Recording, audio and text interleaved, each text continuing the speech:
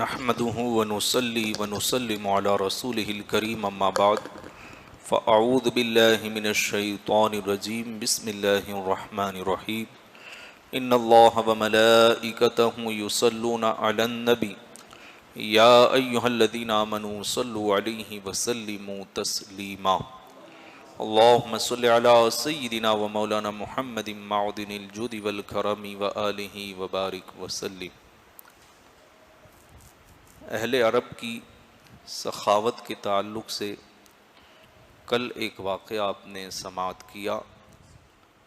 سخاوت کا تذکرہ ہو اور حاتم طائی کا ذکر نہ ہو تو سخاوت کا تذکرہ ادھورا رہتا ہے، کیونکہ سخاوت میں حاتم طائی کو جو شہرت ملی ہے وہ زمانہ اسلام سے پہلے اتنی زیادہ شہرت کسی اور کو نہیں ملی۔ حاتم طائی کی بیوی معاویہ بیان کرتی ہے کہ قحط سالی کا زمانہ آیا، ہر طرف قحط کی وجہ سے لوگ بھوکے پیاسے تھے، چونکہ کھیتیاں نہیں تھی، بارش کا ایک قطرہ بھی زمین پر نہیں گر رہا تھا، جس کی وجہ سے اناج اگنا بند ہو گیا، اور جب اناج اگے گا نہیں تو لوگوں کے گھروں میں نہیں ہوگا، لوگ کھا نہیں پائیں گے۔ تو ایسے دور میں وہ کہتی ہے کہ ہمارے گھر میں بھی اناج کا ایک دانہ نہیں تھا۔ حاتم طائی کا ایک بیٹا تھا جس کا نام عدی، اور ایک بیٹی تھی جس کا نام صفانہ تھا۔ معاویہ کہتی ہے کہ میں نے اپنے شوہر حاتم سے کہا کہ آپ اپنے بیٹے عدی کو بہلائیں اور میں اپنی بیٹی صفانہ کو بہلاتی ہوں، چونکہ یہ دونوں بھی بھوک کی وجہ سے رو رہے تھے۔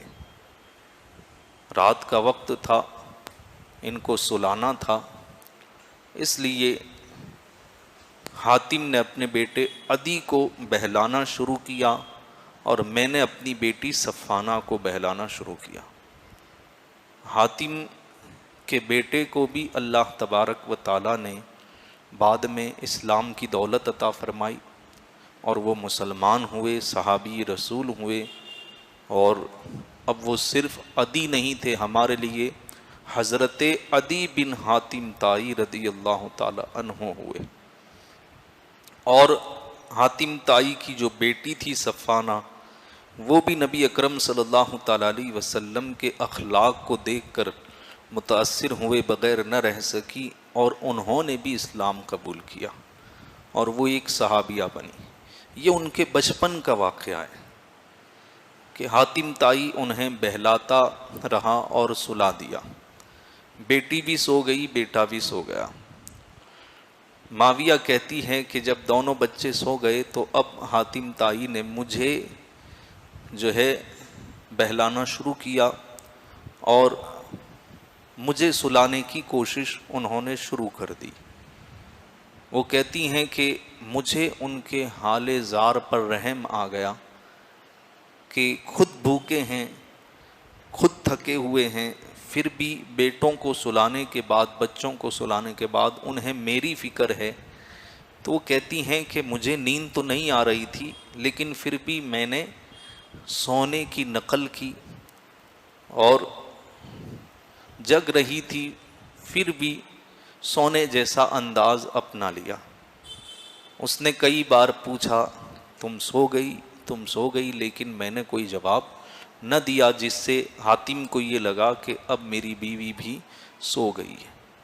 وہ کہتی ہیں کہ مجھے سلانے کا اطمینان ہونے کے بعد خیمے سے وہ باہر نکلے۔ جیسے ہی باہر نکلے دور سے کوئی سایہ ان کی طرف آ رہا تھا۔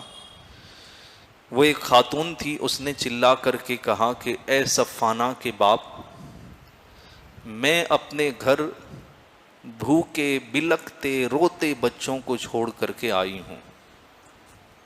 میرے بچے بھوکے ہیں، رو رہے ہیں، بلک رہے ہیں، ان کا کچھ کیجیے.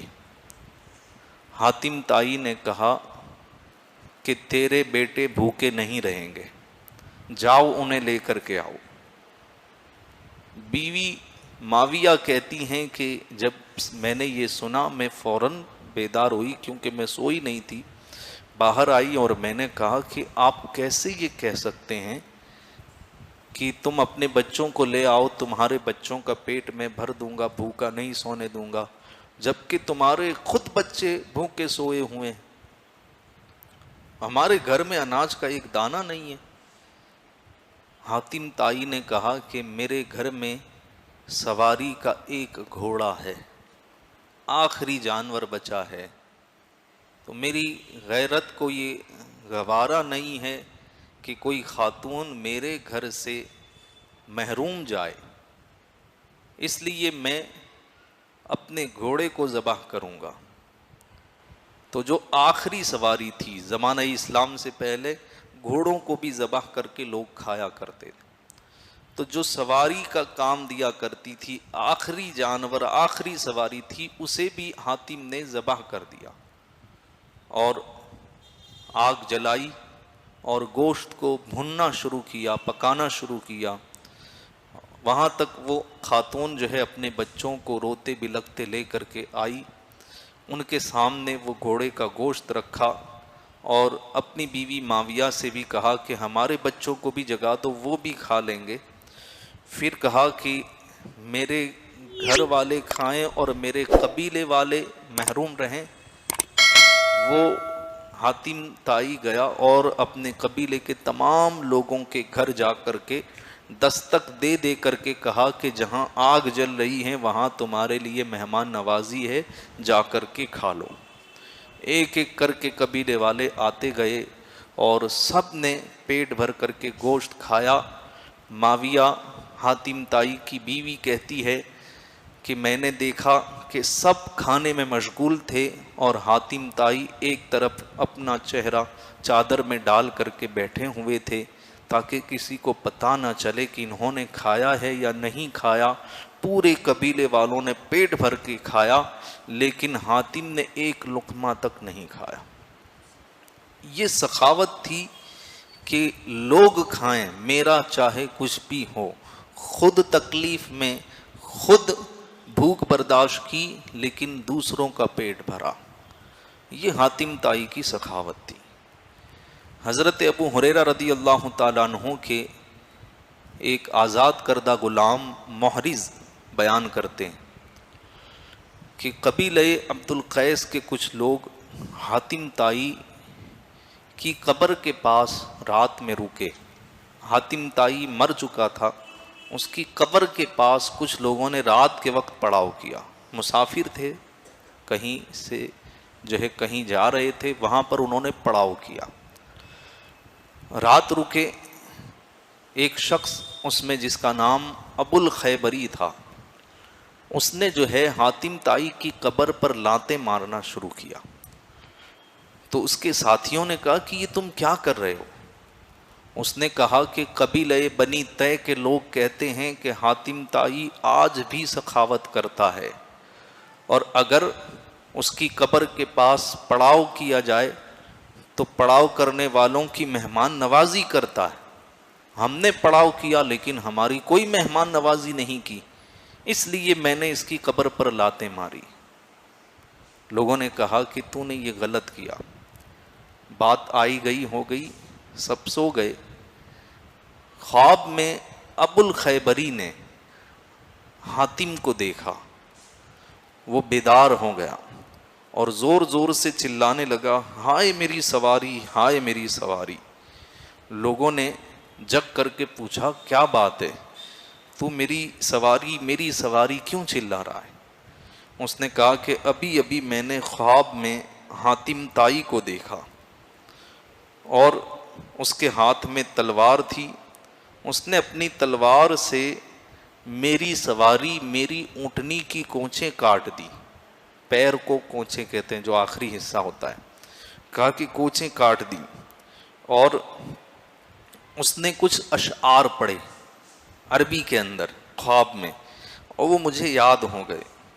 اس نے کہا کہ اشعار حاتم طائی نے جو پڑھے وہ یہ تھے: ابل خیبری و انت امرأ ظلوم العشیرت شتامہا، جس کا معنی ہے ابو الخیبری، تم ایسے آدمی ہو جس نے قبیلے پر ظلم کیا، یعنی پورے قبیلے والوں کو بدنام کیا اور قبیلے کو برا بھلا کہا۔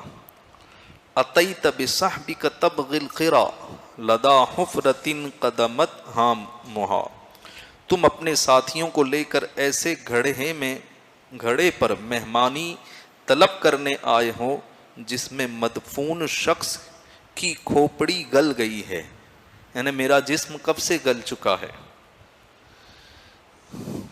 پھر اس نے کہا کہ اتبغی لی الدم عند المیت وحولک طی وانعامھا، کیا تو رات کے وقت میرے لیے برائی کا ارادہ کرتا ہے حالانکہ تیرے ارد گرد بنی طے قبیلہ آباد ہے اور اس کے اونٹ بھی موجود ہے۔ فَإِنَّا لَنَشْبَعُ أَضْيَافَنَا وَنَأْتِي الْمَطِيَّ فَنَعْتَامُهَا، ہم اپنے مہمانوں کو سیر کرتے ہیں اور اپنی اونٹنیوں کو دیر کے بعد دھوتے رہتے ہیں۔ یہ اشعار حاتم طائی نے کہے اور کہا کہ تم اپنی اونٹنی ذبح کرو، اس کا بدلہ تمہیں مل جائے گا، اور اسی اونٹنی سے اپنی میری طرف سے مہمان نوازی کر لو۔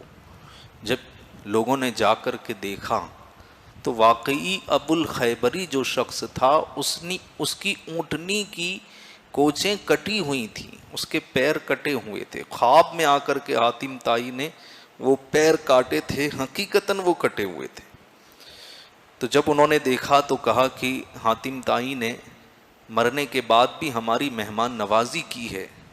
انہوں نے اونٹنی کو ذبح کیا اور پھر اس کا گوشت جو ہے بھون کر کے کھایا۔ خوب تعریفیں کرنے کے بعد پھر یہ لوگ روانہ ہوئے، اور جب قبیلہ بنی طے کے قریب سے گزر رہے تھے، ایک شخص آگے آیا اور اس نے آ کر کے کہا کہ تم میں ابو الخیبری کون ہے؟ تو لوگوں نے بتایا کہ یہ شخص ابو الخیبری ہے، کیونکہ اس کی اونٹنی ذبح ہو چکی تھی، وہ کسی کے پیچھے بیٹھا ہوا تھا، دوسرے کی سواری کے پیچھے وہ جو ہے بیٹھا ہوا تھا۔ تو بتایا کہ یہ ابو الخیبری ہے۔ وہ جو شخص آیا تھا وہ خود اونٹنی پر سوار تھا اور اس کے ہاتھ میں دوسری اونٹنی کی لگام تھی، اس نے وہ لگام ابو الخیبری کے ہاتھ میں دی اور کہا میں حاتم طائی کا بیٹا عدی بن حاتم طائی ہوں، میرے باپ نے خواب میں آ کر کے مجھے بتایا کہ فلاں جگہ جاؤ، تمہیں ایک قافلہ ملے گا، اس میں ابو الخیبری نام کا ایک شخص ہوگا، ہماری طرف سے یہ اونٹنی اسے دے دینا۔ یہ حاتم طائی نے اپنے مرنے کے بعد مہمان نوازی کی ہے، یہ عربوں کی مہمان نوازی تھی۔ اہل عرب اتنے زیادہ مہمان نواز ہوا کرتے تھے۔ تو اہل عرب کے اندر برائیاں تھیں، لیکن ان برائیوں کے باوجود ان کے اندر کچھ اچھائیاں بھی تھیں، کچھ اچھی عادتیں بھی تھیں کہ جو تاریخ میں لکھی گئیں اور ابھی تک لوگ ان کی ان چیزوں کو یاد کرتے ہیں۔ انہی میں سے ان کی ایک چیز جو تھی خوبی، وہ ایفائے عہد، وعدہ پورا کرنا۔ یہ لوگ وعدہ پورا کرنے میں بھی بڑے پکے تھے وعدے کے، جب وعدہ کر لیتے پھر اپنی جان پر کھیل کر کے بھی اس وعدے کو پورا کیا کرتے تھے۔ تو یہ پہلے سے اہل عرب کے اندر خوبی تھی۔ تو ایفائے عہد اسے کہا جاتا ہے، وعدہ پورا کرنا۔ آج ہم وعدہ کرتے ہیں، پہلے سے دل میں نیت ہوتی ہے کہ ہمیں وعدہ خلافی کرنی ہے، 2 دن کے بعد میں آپ کو پیسے دے دوں گا۔ ہم کو پتہ ہوتا ہے کہ ہمیں 2 سال بعد دینے ہیں، لیکن ہم وعدہ 2 دن کا کرتے ہیں۔ یہ ہمارا حال ہے۔ اور اہل عرب زمانہ جاہلیت میں اسلام سے پہلے ایسے تھے کہ وعدہ پورا کرتے تھے، چاہے اس کے لیے انہیں جان بھی دینی پڑے۔ اس تعلق سے بھی انشاءاللہ ایک واقعہ میں کل آپ کے سامنے پیش کروں گا۔ اللہ تبارک و تعالی ہم سب کو سیرت سن کر کے اسے اپنانے کی توفیق عطا فرمائے۔ السلام علیکم ورحمۃ اللہ وبرکاتہ۔